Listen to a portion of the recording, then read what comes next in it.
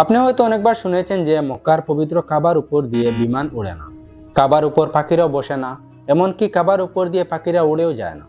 কিন্তু কেন? এখানে কি কোনো চুম্বকীয় শক্তি রয়েছে, না অন্য কিছু? মক্কার কাবার উপর দিয়ে পাখি ও বিমান উড়ে না বলে দাবি করেন অনেকেই। এমনও কিছু দাবি করা হয়েছে যে কাবা পৃথিবীর কেন্দ্রে অবস্থিত। তাহলে এটাই কি সত্য, না এর পিছনে রয়েছে কোনো অলৌকিক রহস্য? হ্যালো ফ্রেন্ডস, আমি বনি লস্কর। আজকে আমরা জানবো কাবার উপর দিয়ে পাখিরা কেন উড়ে না এবং বিমানও কেন উঠতে পারে না। ভিডিওটি আপনারা শেষ পর্যন্ত দেখতে থাকেন, অবশ্যই আপনার উত্তরটি পেয়ে যাবেন। হজযাত্রীদের নিরাপত্তার জন্য মক্কার চারপাশে হেলিকপ্টার ঘুরতে দেখা যায়।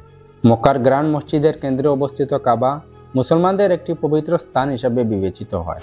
কাবা পৃথিবীর কেন্দ্রে অবস্থিত। আমরা জানি পৃথিবী একটি বৃত্তাকার এবং কাবা সেই পৃথিবীর পরিধির একটি বিন্দু মাত্র।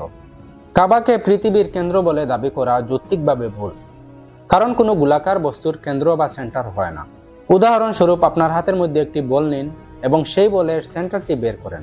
বলের যেমন কোনো সেন্টার নেই, কোণ নেই, তাই বলা যায় যে কোনো বৃত্তাকার বস্তুর সেন্টার বার করা যায় না। এখন আসি কাবার উপর দিয়ে প্লেন উড়ে না কেন। মক্কা শহরের কাবার উপর দিয়ে ফ্লাইট চলাচল ধর্মীয় কারণে নিষিদ্ধ করা হয়েছে, বৈজ্ঞানিক কারণে নয়। সৌদি আরবের একটি মিডিয়া আউটলেট অ্যান্টি রোমাস অথরিটির মতে মক্কার উপর দিয়ে বিমান উড়ে যাওয়ার নিষেধাজ্ঞা রয়েছে, কারণ হজযাত্রীদের বিরক্ত না করা এবং পবিত্র স্থানকে সম্মান করার জন্য।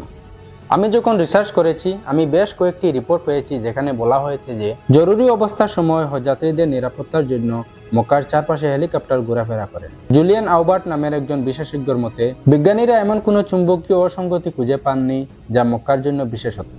চুম্বকীয় ব্যাঘাত একটি বিমানকে উঠতে বাধা দেয় না। আমরা অনলাইনে এমন কোনো বিশ্বাসযোগ্য প্রমাণ পাইনি যা বলে যে মক্কার কাবার উপর দিয়ে পাখিরা উঠতে পারে না।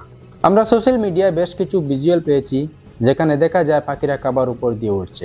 এমন কোনো বৈজ্ঞানিক প্রমাণ নেই যা কাবার উপর দিয়ে পাখিদের উঠতে বাধা দিতে পারে। পবিত্র কাবার উপর দিয়ে বিমান উড়ে না এর আরও একটি কারণ, মক্কা শহরে কোনো বিমানবন্দর নেই। পবিত্র কাবার উপর দিয়ে বিমান চলাচল না করার দ্বিতীয় কারণ হলো সৌদি সরকার মক্কা শহরটিকে তার সম্মানের জন্য বাণিজ্যিক ফ্লাইটগুলোর জন্য একটি নন ফ্লাইং জোন হিসাবে শ্রেণীবদ্ধ করেছে। পবিত্র কাবা ও মক্কা শহরের উপর দিয়ে বিমান উড়ার অনুমতি না দেওয়ার তৃতীয় কারণ হলো অমুসলিমদের মক্কায় ভ্রমণের অনুমতি নেই। যদি বিমানগুলিকে ভ্রমণের অনুমতি দেওয়া হয়, তবে অনেক অমুসলিম আকাশপথে মক্কা অতিক্রম করবে।